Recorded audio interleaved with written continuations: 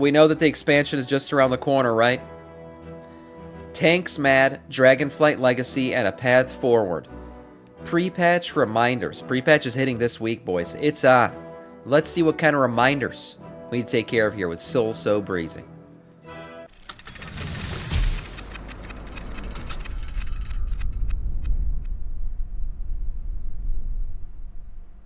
There's some popping. Hey, how I'm good. actually outside. Isn't this great? All of us together in our merry war band. Now, why am I standing next to you? Well, you don't hear me complaining, and I'm stuck between you and this wannabe gamer here. Hey, I just thought this was a picnic. Where's the food? I'm just saying I don't look as good standing next to inferior gameplay. Hey, don't tempt me to take my catalyst back. I will do You it. can have it if we can get some real PvP sets. Come on. Hi guys, it's me, your new warbander. Who the f is that? That guy knew? Hey, isn't the crafting guy supposed to be out here too? Yeah, there wasn't any space for us out there, but crafting has much improved and is very friendly to everyone. Anyway, I'm gonna have Warbands lots of are gonna be fun great. without needing I'm to very raid excited for 'em. or do dungeons. Get that thing out of here. Boo, heathen. Hello? This coming week, we're going to conclude what is probably WoW's most transformative expansion in its history. Yeah, But I did you agree. like it? Hey, it's Soul, and this is Warcraft Weekly. Be sure to like the video if you enjoy yourself, subscribe for more WoW coverage, and catch me live on Twitch.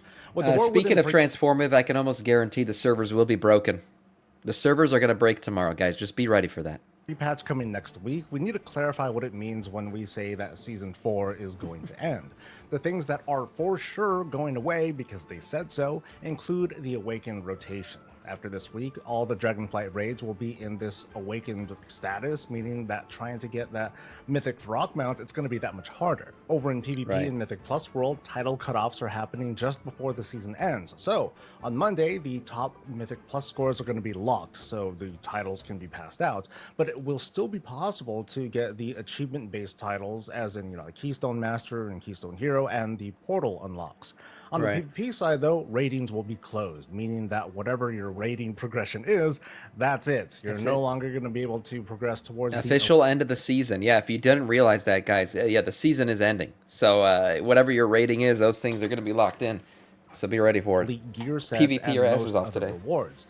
If you happen to have 1,000 or higher rating, you will still be able to go for the Vicious mount by winning matches. So I guess PvP is shutting down a little bit more than PvE.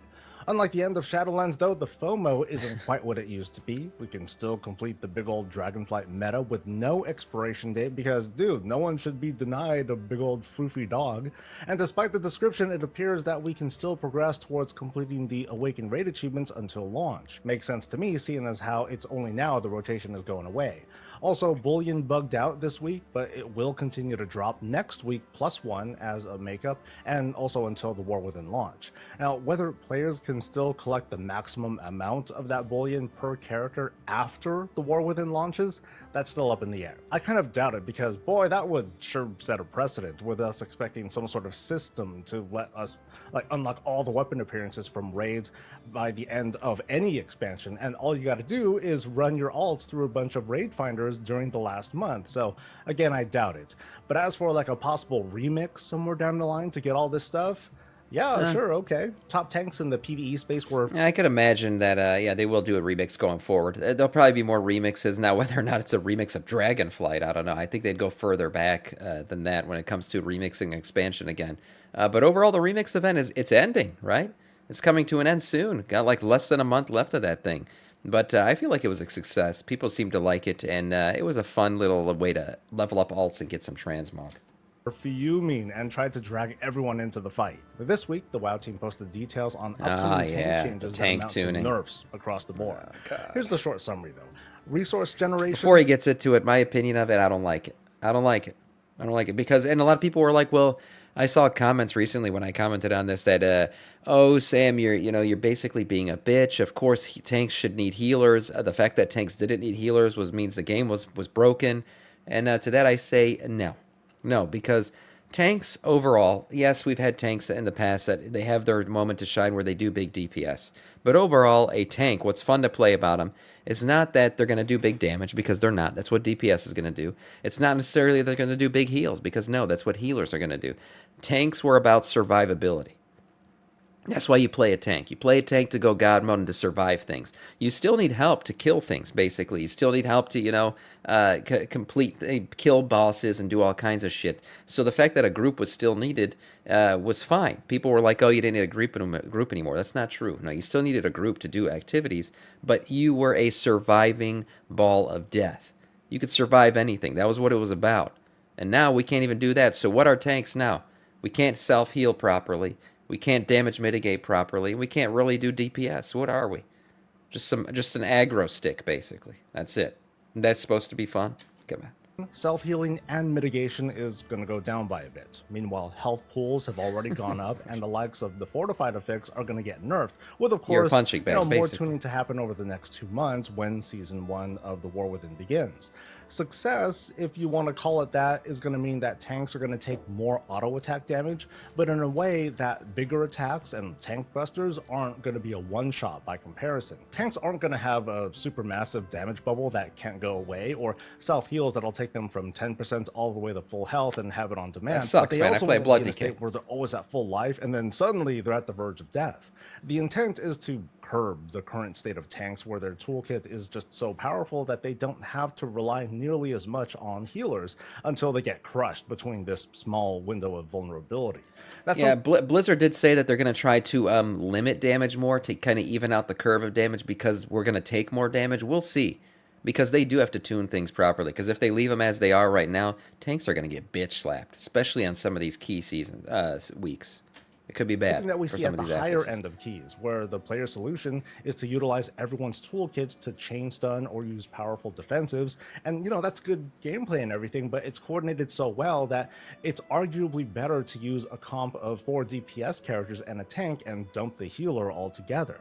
The other week, devs discussed defensives and stops, and this week it's tanks. So this is all part of the impossible task of balancing a game that keeps moving forward and with players who figure out new metas on the regular. The one thing that I'm worried about is this balancing seems to be due to the fact that delves were just getting very easily soloed by tanks. And it is content that should be soloable, but I guess for tanks it was like impossibly easy. And so they had to make adjustments. But I just hope that these adjustments don't, affect Mythic Plus and rating so much that it kind of ruins things. Because delves, at the end of the day, to me, are side content. They're not main content. You still got Mythic Plus and rating will always be the core content. So I just hope they're not over adjusting on some of this stuff. All the pearl clutching, wait until people actually play and see how it goes. That's the good thing, Conicia. Yeah, I do agree. They are taking feedback, and they've been reacting well to feedback. So we'll see how this ends up playing out in the end. You know what's really silly though? Even if why don't they just devs nerve and achieve sustain themselves? perfection I don't know. with whatever Cadence, they're you're going right. to do, we're still going to come back to this conversation eventually, because most of this is centered around Mythic Plus and its infinitely scaling difficulty. At some level, balance will always start to break down, and when it does, we'll be right back here complaining about how our class or spec is underperforming. So same topic, different key level.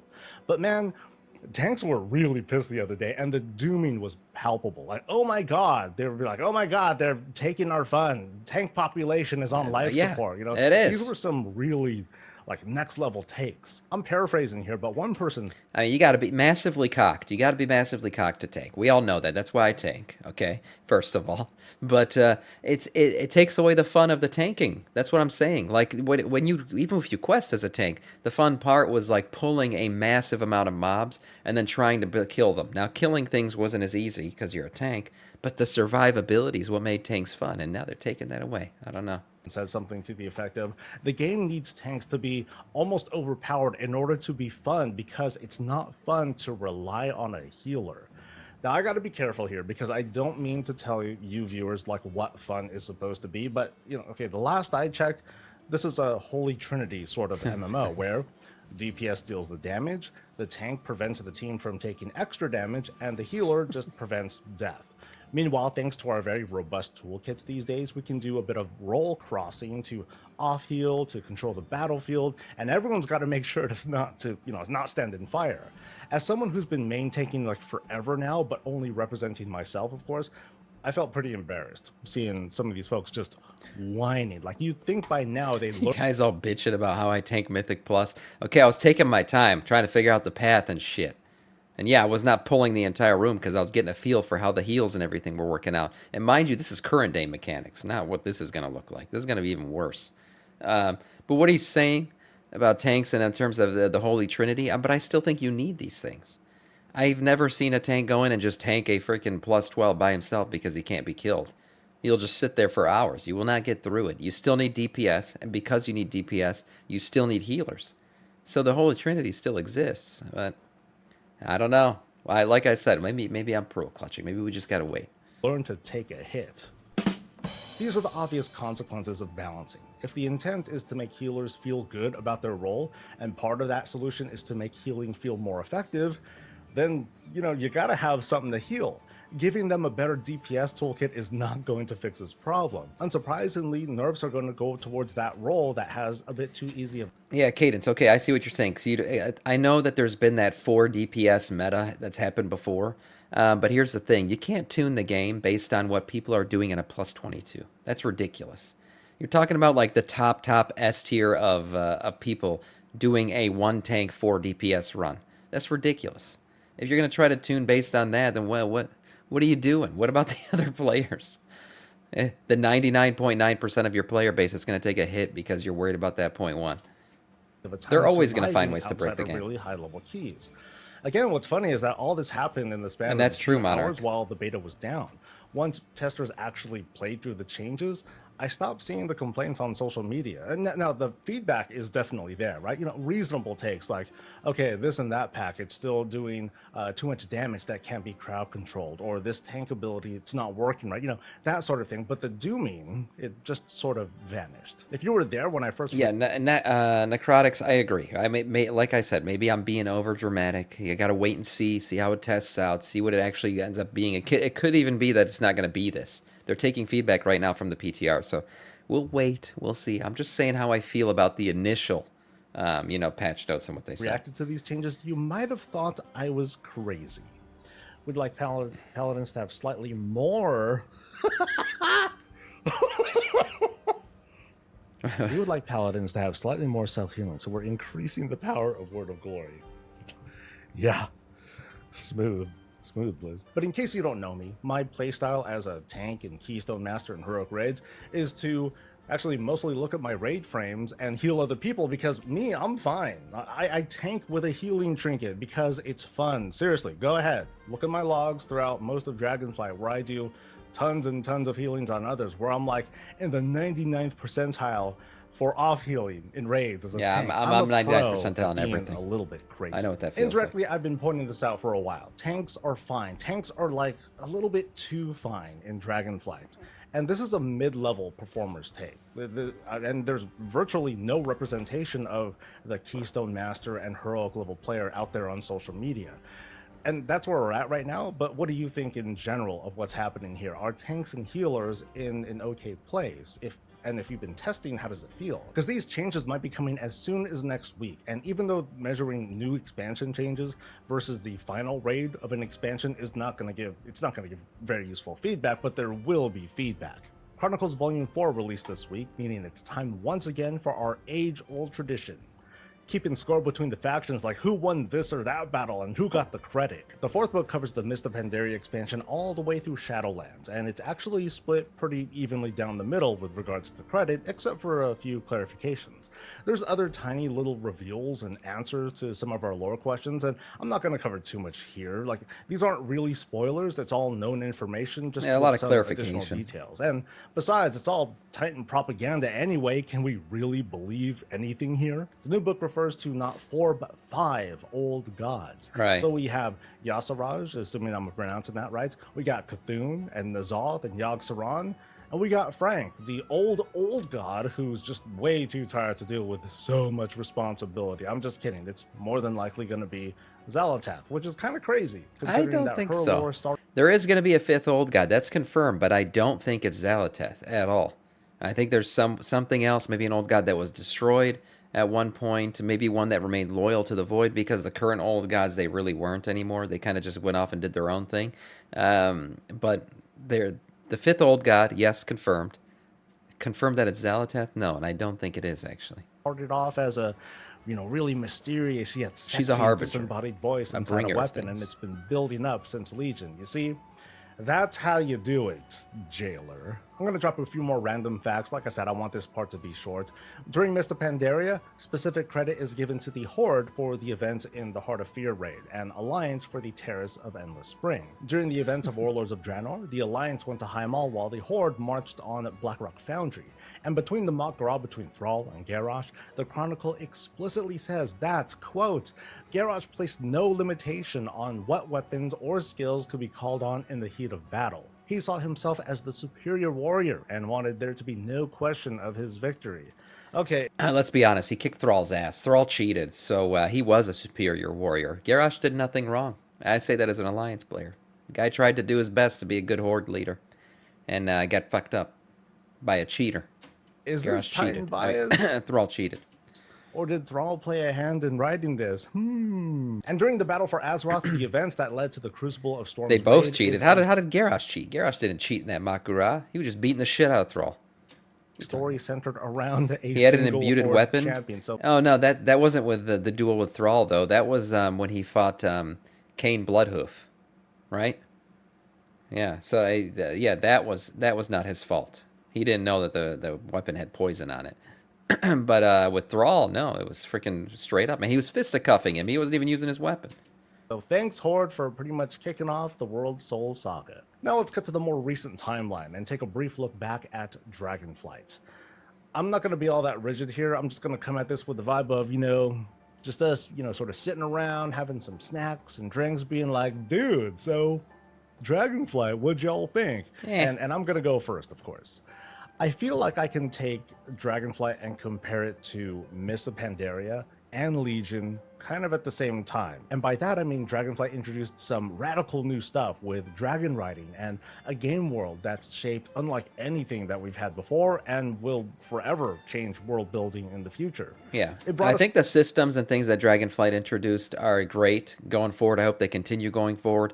They were basically foundation laying systems, nothing groundbreaking, nothing crazy changes, and crazy in terms of changes, but it did lay a good foundation, I think, for the World Soul Saga, and and I'm excited to see where the systems continue to go. A story that might not have connected with everyone due to a lack of faction representation, as just one example, but it's one that focused on not just the moment, but the emotional aftermath. Yeah, that made emotion. The whole experience feel lot a of bit that. more real. And I should mention not having to roll every freaking class and faction to see that story. Gameplay wise, we got both a reset and a revolution. The story was probably the weakest part of Dragonflight, I have to say, because I felt like it never truly climaxed properly. It was very emotional the entire time. We never really had those epic, gamer moments. You kill Farak, who was really like the baddest bad of the expansion, because we always knew we were never going to get a shot at a Ridicron during the expansion. But then you kill Farak, and his body is just laying in the background, and all we're doing is talking about how the aspects are getting, re-glitterified by the world tree. They're getting their powers back, and it was like this emotional moment. When in fact we just deleted Farak from the game, and his sister Viranath is standing with us, and she just worried about getting her power. She don't even give a shit that we just killed Farak. It was like weird. There was no real epic, like I said, epic moment. It was just a lot of emotion. So hopefully we get more epic moments in the War Within.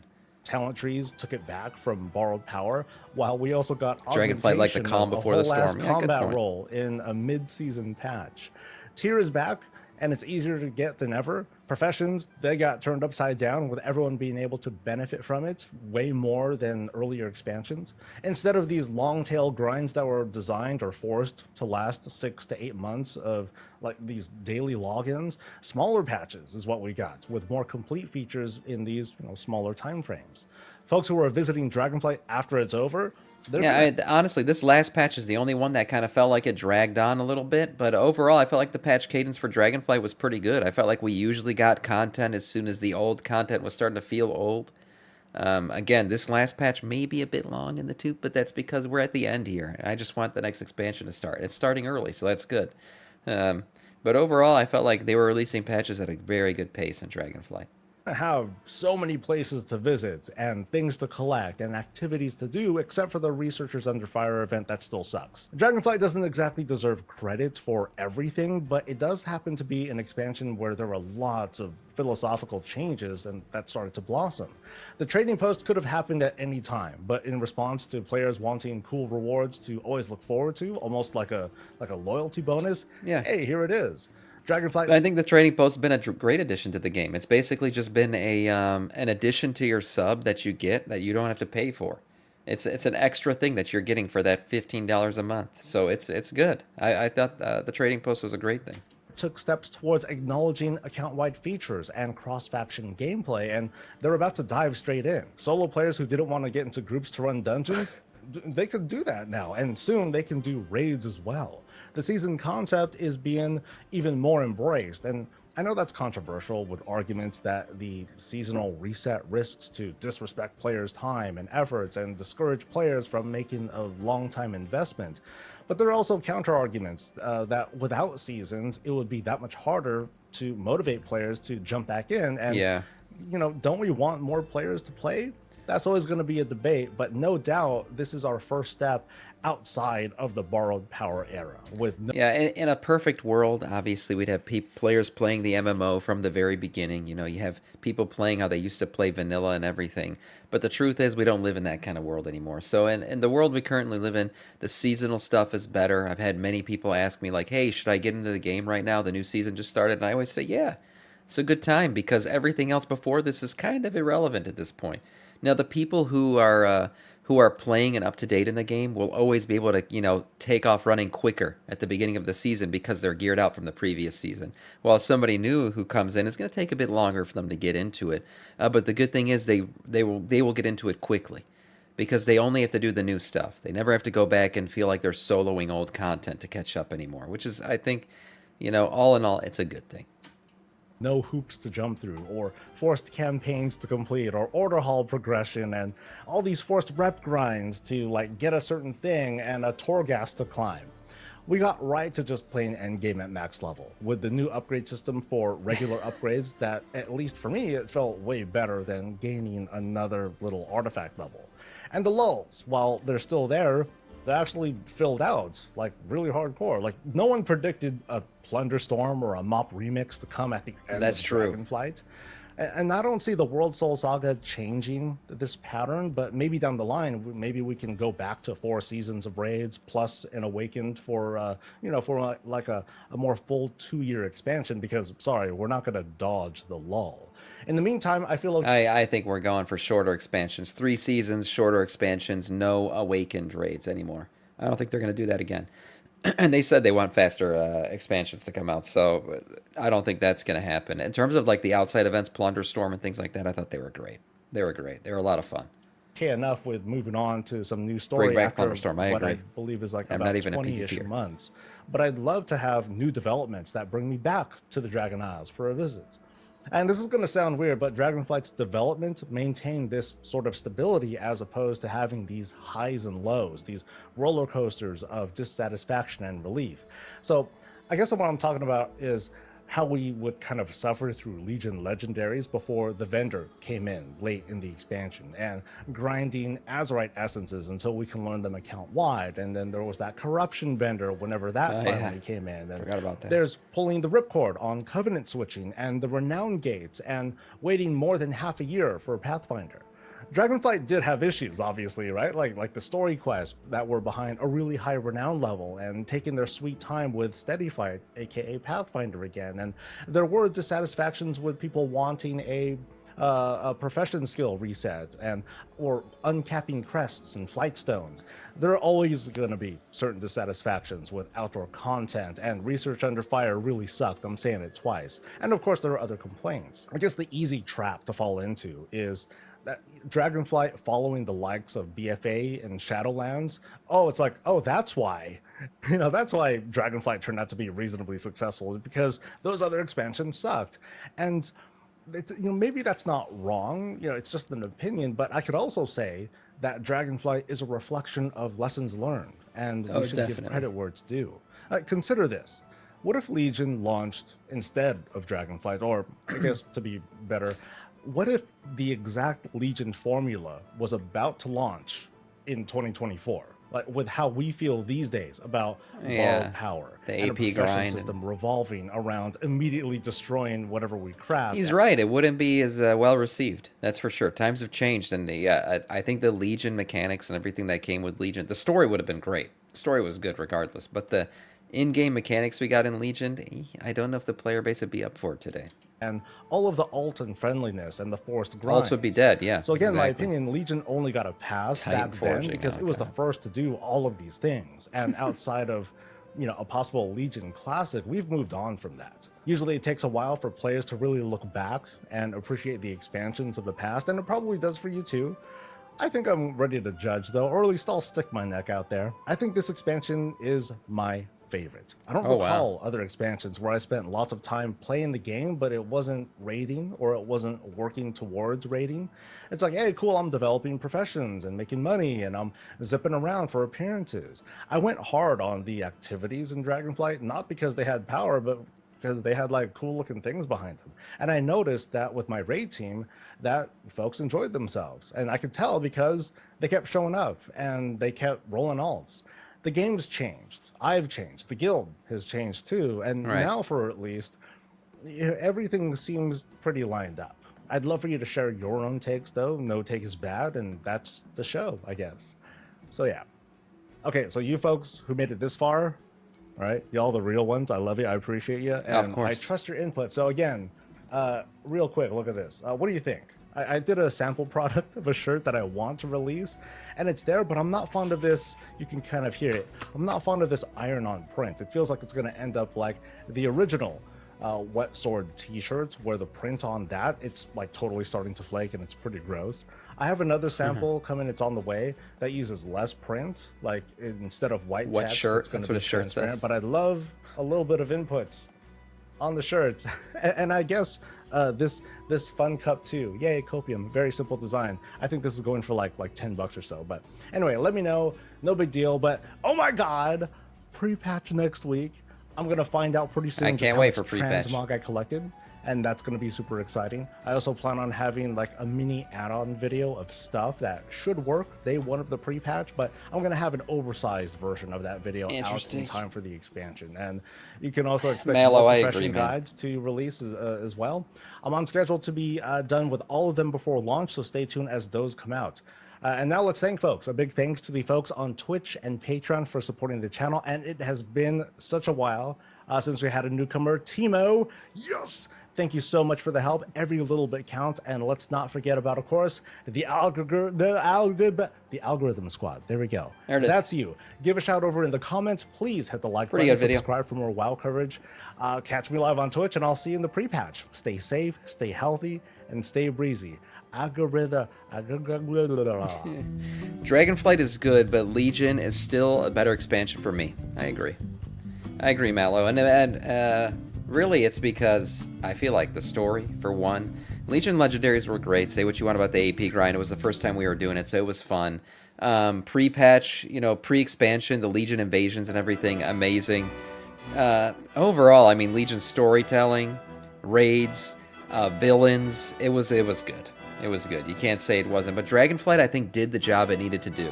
And that was resetting a lot of things and building the foundation on top of which the World Soul Saga is going to be built. And I think it did a good job of doing that.